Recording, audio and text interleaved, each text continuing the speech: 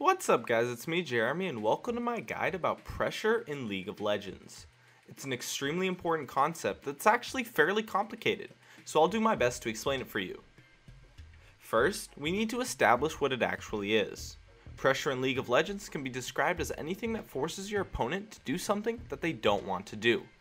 And yes, it really is as general as it sounds. Pressure can come from almost anything, such as pushing a lane, taking dragon, or even something simple as winning a trade. To put this into perspective, think about pressure, or stress, in psychology. Just a little amount of stress will not really do anything and can even be beneficial sometimes, but if you have a huge amount of stress, you can experience major issues, especially ones that affect your decision-making capabilities. The same goes for in League of Legends. Applying only a little bit of pressure can be bad, because it doesn't really accomplish anything, and could even lead to your opponents playing better, but a huge amount will cause your opponent to make major mistakes and put you at a significant advantage, or at the very least give you control of the situation.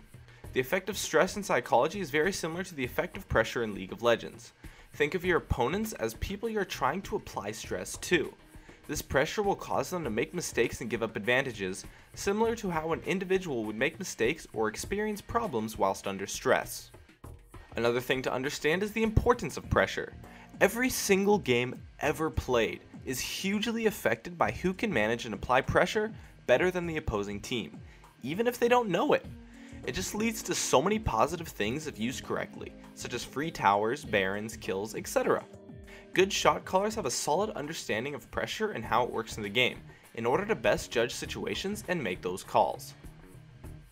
Now I know it might be a little hard to comprehend at this point, but let me get into the core of the concept, which is where pressure comes from. Upon first glance, it seems like pressure comes from doing things that give you an advantage, but that's only partially true. The real source is the potential to do things that give you an advantage. This is because when you have that potential, it forces your opponents to react in a way they would not want to, thus applying that much desired pressure. When you're pushing a lane, it applies pressure because you have the potential to take towers. If you're positioning for Baron, you have the potential to take Baron, and so on. Note that if you don't have any potential to do anything, then you are not applying pressure in any way. There really are just so many sources that it's impossible to list, but in general, anything that has the potential to give you an advantage, even small, is in fact applying pressure. This is important to note because it brings me into my next few points: when and how to apply pressure. First, you need to understand that pressure is measurable. Doing something big like split pushing a lane will apply a lot more pressure than zoning your opponent from some CS, since your potential to gain an advantage is much bigger in the first situation. Knowing when and how to apply pressure is hugely dependent on the position of both teams. In general, you want to apply pressure when there is no chance of you or your team getting caught out, and how much to apply is just based on the chances of you getting caught out. Apply as much pressure as possible if you are safe, and just be careful if you aren't. The reason why I'm emphasizing getting caught out to be so bad is because it pretty much is. When you die, you eliminate all sources of pressure that not only you, but also your team as well has for about 2 minutes or so, because that's essentially the time that you're removed from the game. And your team won't be able to do anything 4v5 unless you're already ridiculously far ahead. I've divided pressure into two categories to make it a little bit easier to explain. There is solo pressure that is applied and controlled by only you, thus the name, and team pressure, which is applied and controlled by yourself in coordination with at least one teammate. Knowing what things apply how much pressure will allow you to judge what you should do. Things apply more pressure if they force more people to do things they don't want to do, and have a greater potential to give you an advantage. For example, split pushing is pretty much the biggest thing a person can do for solo pressure, as it creates a situation where your opponents have to react.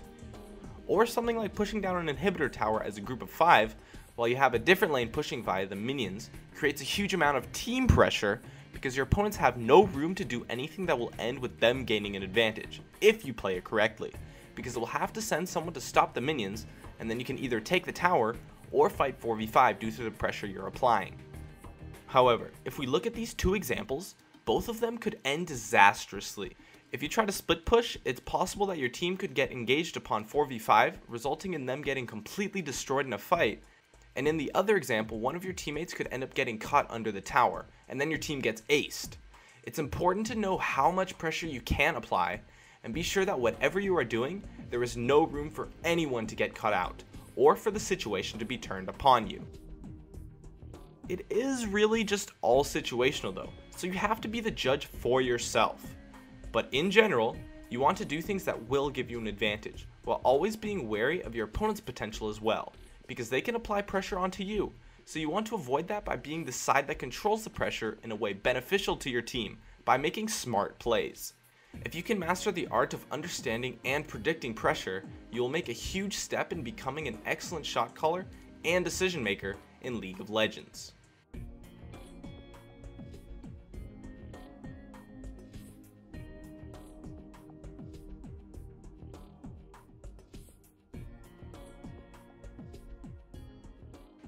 So, that's it for my guide on pressure.